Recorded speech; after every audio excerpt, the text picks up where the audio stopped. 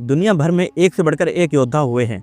Japan के samurai warrior से लेकर नॉर्वे के वाइकिंग्स वॉरियर तक ने दुनिया में अपनी ताकत और बहादुरी से अपने दुश्मनों को चकनाचूर कर देते थे।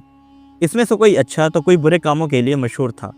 ये इतने खतरनाक होते थे कि लोग इनके नाम से ही कांप जाते थे। वाइकिंग्स होते कौन थे? असल में वाइकिंग्स 8वीं सदी से लेकर 11वीं सदी में नॉर्थन यूरोप के स्कैंडिनेविया के इलाकों में रहने वाले नॉर्स लोगों को कहा जाता था। इनमें ज़्यादातर योद्धा, लुटेरे और बर्बर्स होते थे, लेकिन ये किसान भी होते थे। इनका घर परिवार भी होता था। ये व्यापार भी करते थे, ये जहाज भी बनाते थे। ये यूरोप, एशिया और उत्तरी अटलांटिक द्वीपों में जाके बस जाते थे। ये लूटपाट के इरादे से अपनी बड़ी जहाज़ों में रूस, आइसलैंड, ग्रीनलैंड, स्पेन समेत कई देशों में सफ़र करते थे। इसके बाद मौका देखकर एक साथ कई शहरों और प्रांतों पर हमला कर देते थे। हमले के बाद ये माल, दौलत और कभी कभी औरतों और बच्चों को भी उठा कर ले जाते थे। आखिर वाइकिंग्स लूटपाट क्यों करते थे? दरअसल नॉर्वे में सैकड़ों साल पहले वाइकिंग वॉरियर्स हुआ करते थे। वाइकिंग समुदाय का ताल्लुक नॉर्वे और आसपास के इलाकों से था। इनकी सल्तनत खास करके लूटपाट के सहारे ही चलता था। इस समुदाय में औरत और मर्द दोनों ही लूटपाट किया करते थे। ये लूटपाट के लिए एक लंबे वक्त तक अपने घरों से दूर रहते थे और मौका देखते ही एक साथ हमला कर दिया करते थे। कहते हैं कि एक वाइकिंग योद्धा 100 दुश्मनों पर भारी पड़ता था। आज के मॉडर्न हिस्टोरियंस वाइकिंग एज शब्द का इस्तेमाल करते हैं उस दौर को समझाने के लिए जब वाइकिंग्स हर जगह फैल रहे थे और लूटमार कर रहे थे। साल 793 ये पहली बार था जब वाइकिंग्स ने ब्रिटेन के पूर्वी तट से दूर एक द्वीप लिंडिसफर्न पर हमला किया था।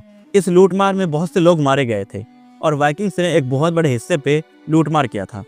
वाइकिंग्स सिर्फ यूरोप तक सीमित नहीं थे।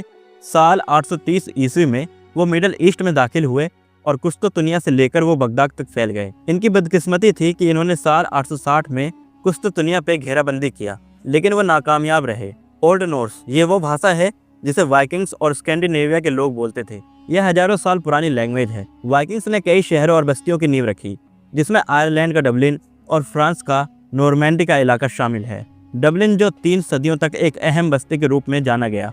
साल 879 से 920 के दौरान वाइकिंग्स ने आइसलैंड में अपना डेरा जमाया, एक बिखरा हुआ छोटा ग्रुप।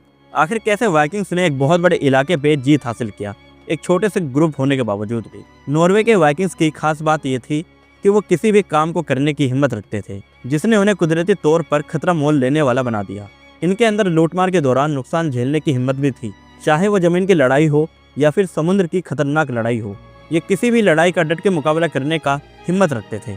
जंग की वजह से होने वाली मौतें कभी कभार वाइकिंग्स को भी शौक में डाल देती थी, क्योंकि ये मौत की संख्या उनकी टोटल आबादी से भी ज़्यादा होती थी। लेकिन फिर भी 250 साल तक उनकी जीत, लूटमार और खोज की भूख कम नहीं हुई। लेकिन 250 सालों तक लूटमार करने के बाद आखिर वाइकिंग्स क्यों रुक गए? आखिर ऐसा क्या हुआ कि 1066 ईस्वी के बाद वाइकिंग्स ने दोबारा लूटमार नहीं किया? देखिए, इसका मेन रीजन जो है वो पूरे यूरोप और स्कैंडिनेविया की बदलती राजनीतिक, सामाजिक और सैन्य पहलू है। 250 साल लूटमार करने के बाद वाइकिंग्स की जमीनी हालात बिगड़ती जा रही थी। लोग बेकाबू होते जा रहे थे, वाइकिंग सरदारों की गिनती कम होती जा रही थी और ताकतवर राजाओं की गिनती ज़्यादा होती जा रही थी। स्कैंडिनेविया में लोग बढ़ गए थे। इस मामले में स्कैंडिनेविया ब्रिटेन और फ्रांस की तरह बन गया था, जहाँ पैसे वाले लोग नावें बना सकते थे और तलवारें खरीद सकते थे। लेकिन छापेमारी के लिए किसानों को ही जाना होगा। लेकिन किसान भी अब छापेमारी का जोखिम नहीं उठा सकते थे। वाइकिंग्स ने जिन जिन देशों पर पहले हमला किया था वो देश पहले से ज्यादा मजबूत हो चुका था और ताकतवर भी हो चुका था, और वाइकिंग्स के हमलों को रोकना उनके लिए आसान हो चुका था। देखिए, एक और कारण है जिस वजह से वाइकिंग्स ने छापेमारी रोक दी। 8वीं, 9वीं और 10वीं सदी के वाइकिंग्स के बहुत सारे वंशजों ने ईसाई धर्म अपना लिया था। क्योंकि उन्होंने ईसाई धर्म अपना लिया था, अब लूटपाट के मकसद से छापा मारना, लूटपाट करना और साथ ही ईसाइयों को नुकसान पहुंचाना उनके धर्म के खिलाफ था। और इसी तरह साल 1066 में आखिरी वाइकिंग राजा हेराल्ड हेरराडा ने उत्तरी इंग्लैंड पर हमला करने के लिए वाइकिंग्स की बहुत बड़ी फौज भेजी, पर वाइकिंग्स की ये फौज बुरी तरह से हार गई और ये ब्रिटिश द्वीपों पे वाइकिंग्स का आखिरी हमला था और इसके साथ ही वाइकिंग एज का भी खात्मा हो गया था। अगर आपको ये वीडियो पसंद आया हो तो लाइक करें और ऐसे ही वीडियोस को देखने के लिए मेरे चैनल को सब्सक्राइब जरूर करें। तो मिलते हैं आपसे अगली वीडियो में।